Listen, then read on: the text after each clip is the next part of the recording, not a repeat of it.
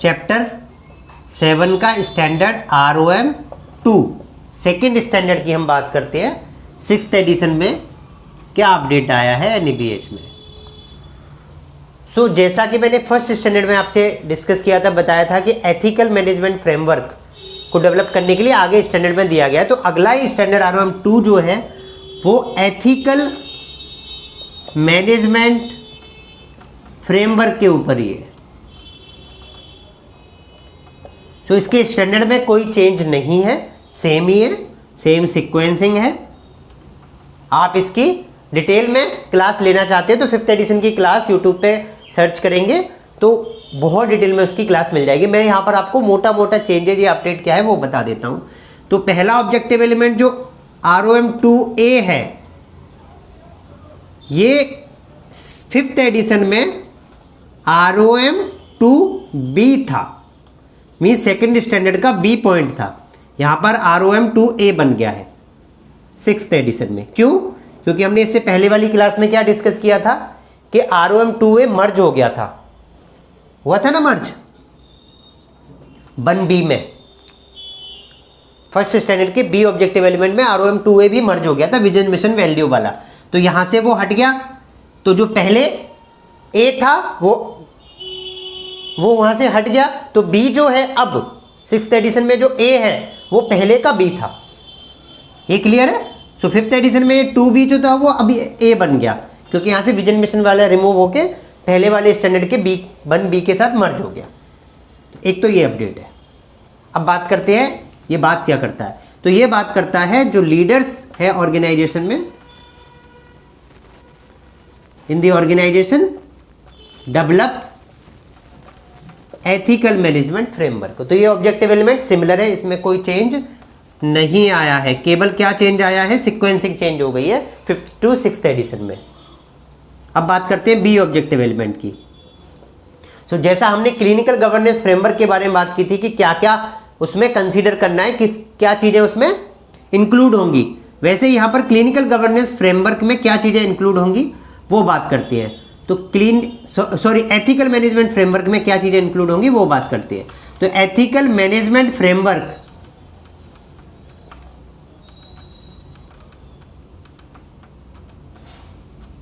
will include process for managing ethical implications, ethical dilemmas and concerns। इन चीज़ों का आपको ध्यान रखना है जब भी आप अपनी एथिकल मैनेजमेंट फ्रेमवर्क की पॉलिसी बनाएंगे। तो एग्जाम्पल के लिए एथिकल डिलेमा का क्या एग्जाम्पल है? जब कंफ्यूजन अराइज हो रहा हो, पेशेंट का विथड्रॉ करना हो,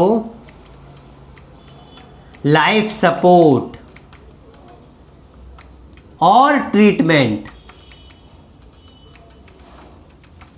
तो ऐसी सिचुएशन में कन्फ्लिक्ट्स अराइज होता है या डिलेमा हो जाता है कि लाइफ सपोर्ट हटा देना चाहिए और ट्रीटमेंट रिमूव कर देना चाहिए या कंटिन्यू रखना चाहिए। ऐसी सिचुएशंस में how the organisation will handle those situations, वो आपके एथिकल मैनेजमेंट फ्रेमवर्क में क्लियरली डिफाइंड होना चाहिए और उसके बारे में अपने स्टाफ को एजुकेट भी करना चाहिए, जिससे कोई कंफ्यूजन ना हो कि इन सिचुएशंस में कैसे हैंडल करना है। हमारी एथिकल मैनेजमेंट फ्रेमवर्क क्या गाइडलाइंस हमको देता है। इसमें A में कोई चेंज नहीं था, B में भी कोई चेंज नहीं है। हाँ, कैटेगरी में जरूर चेंज हुआ है। A में क्या चेंज हुआ था, केवल सीक्वेंसिंग चेंज हुई थी, लेकिन यहाँ पर इंटेंट में कोई चेंज नहीं हुआ है, कैटेगरी चेंज हुई है। और जो पहले C था वो B है, वो जो सीक्वेंसिंग होती रहेगी, B था वो A बन गया, 5th एडिशन का जो C था वो B हो गया, ये 5th में C था, 6th में B हो गया। और कैटेगरी पहले क्या थी, ये एक्सीलेंस थी, अब क्या है, कमिटमेंट है। इसकी कैटेगरी चेंज होके एक्सीलेंस से कमिटमेंट में आ गई। क्लियर? अगला ऑब्जेक्टिव एलिमेंट C। सी क्या बात करता है? सी बात करता है कि ऑर्गेनाइजेशंस अपनी ओनरशिप को बताता है। Organisation disclose its ownership. अब ओनरशिप का क्या मतलब है?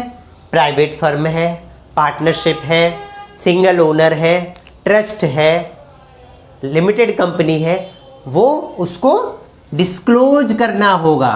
सो यहाँ पर कोई चेंज नहीं है, केवल डी था अब सी हो गया है। फिफ्थ में ये डी था ROM 2D, अभी सिक्स्थ में ये ROM 2C बन गया है, बाकी कोई चेंज नहीं है। अगला ऑब्जेक्टिव एलिमेंट डी की मैं बात करूं तो वो क्या बात करता है? Organisation portraitly display and define its affiliation and accreditation. Affiliation and accreditation, अगर ऑर्गेनाइजेशन को कोई एफिलिएशंस मिले हैं, कोई एक्रेडिटेशन मिला है, कोई सर्टिफिकेशन मिला है, तो उसको डिफाइन करना, डिस्प्ले करना है, पोर्ट्रेट करना है। इसमें भी पहले ये सी था फिफ्थ एडिशन में, सिक्स्थ एडिशन में ये डी बन गया है, बाकी इसमें कोई चेंज नहीं आया है, राइट।